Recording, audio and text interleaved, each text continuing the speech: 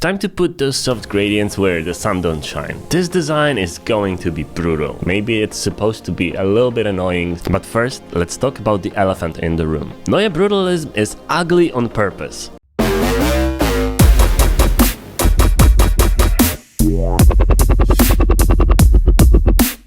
Since the material design revolution, we have been stuck with various versions of the modern minimal style. The rounded corners, the soft gradients, and nice looking soft shadows, and everything is kind of like candy a little bit. With the colorful shadow, it actually appears to be glowing sometimes. And I personally really like the interface, but I do understand that it can get quite repetitive and a little bit boring. Neumorphism and to some extent Glassmorphism tries to break out of that little trap a little bit, but of course they didn't really become a big trend of their own. Neumorphism wasn't really that interesting in the long run, and Glassmorphism actually works quite well when it's merged with modern minimal, but it's not a replacement. None of these styles actually succeeded in becoming the king of UI. The style that I'm gonna talk to you about today is not going to be a replacement for modern minimal either, but it's going to be a very nice addition to it, and it's definitely worth exploring. I myself am not a fan of Neubrutalism. I still believe, however, that it's good that it exists, because it adds that little spice to UIs, it adds that variety, it adds the fact that when you go to a couple of websites, they don't end up looking all the same.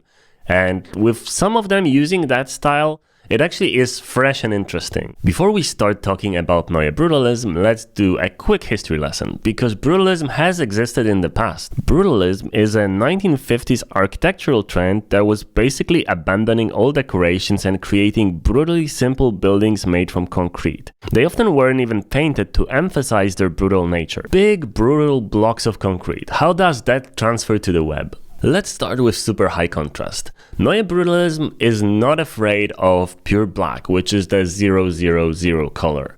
And generally that color clashes with most other colors because the contrast between them is too high. Well, not in this style. This style actually uses it on purpose and often also uses it as a shadow, but as a hard shadow, so there's absolutely no blur on the additional rectangle under the card. Also, instead of typical barely visible borders or no borders at all with the shadow being the border, this style actually goes for very thick and dark outlines. While this is really good for accessibility because all the shapes are defined very strongly, it actually adds a little bit of more processing for our brain because we need to process visually all those extra lines and shapes. What's important to note is that most of the shadows in this style actually use a 45 or a variation of a 45-degree angle.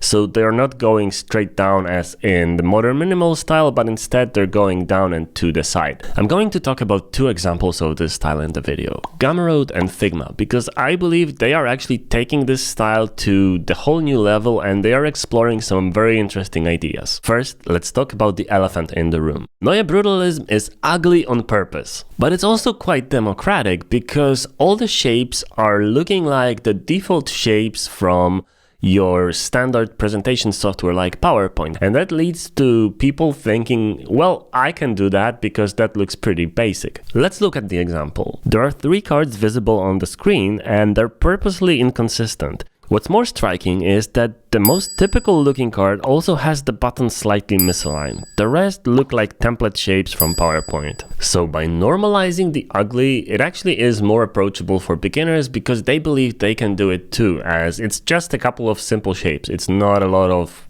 complex styling and having a good eye for design, as some people used to say. That's what she said.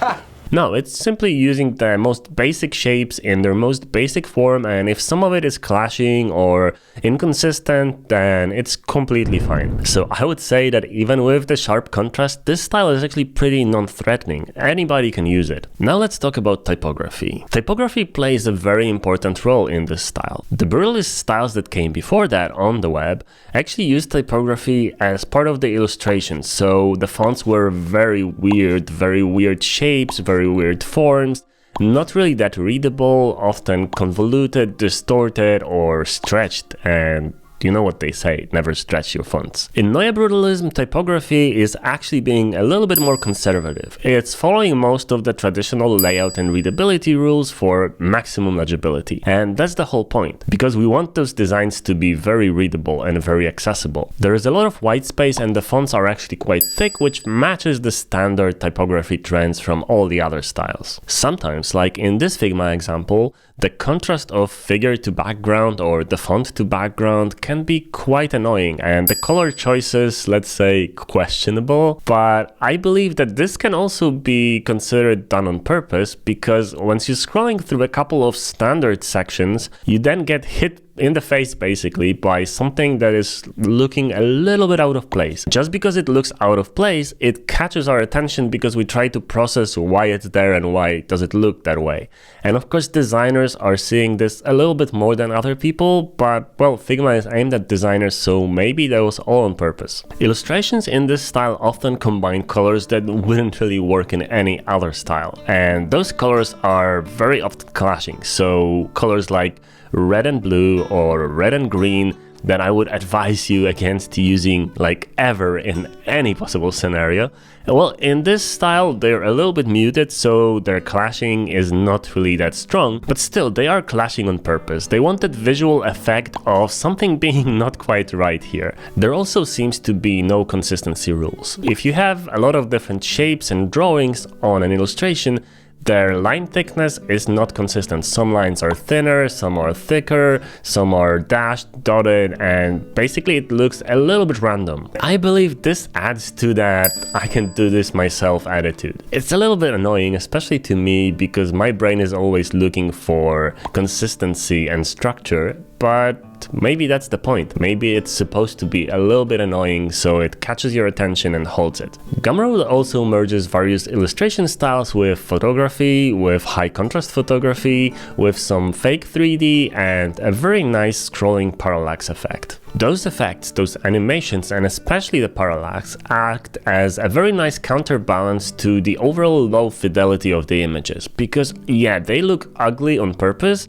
but combined with a pretty impressive visual effect, that kind of balances itself out. And I believe that if we remove the animations from those websites, the perceived value of them would actually be a lot lower. So the animations are really important in this style, and we will be exploring this in the future. As a power user of Gumroad and one of their top sellers worldwide, I believe that some of the changes are actually quite interesting. For example, in their mobile app that shows your sales statistics, I really like how they use thick outlines, dark outlines, and really bold and dark contrasty typography to deliver the statistics, because it makes it readable and it makes it accessible faster. So my brain here actually needs to process a little bit less. Neubrutalism is a start of a new design direction that only fits a couple of different categories of brands, so it's not something that you should use for all your designs. Both Gumroad and Figma are aimed at creators, and I believe that